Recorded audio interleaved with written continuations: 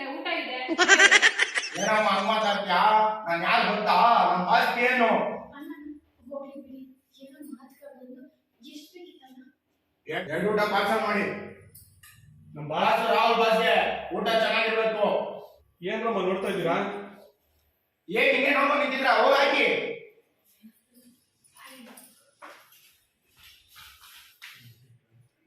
ಬೇಗ ಕೊಡಮ್ಮ, ಟೈಮ್ ಆಯ್ತೈತೆ. ತಗೊಳ್ಳೆ.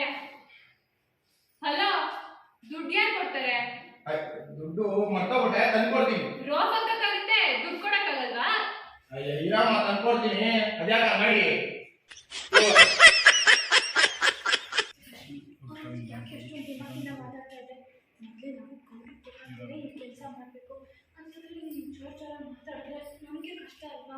ಮನೇನಾ ಈಗ ಅದೆಲ್ಲ ಗೊತ್ತಾಗಲ್ಲ, ಸುಮ್ಮನೆ ಇರು.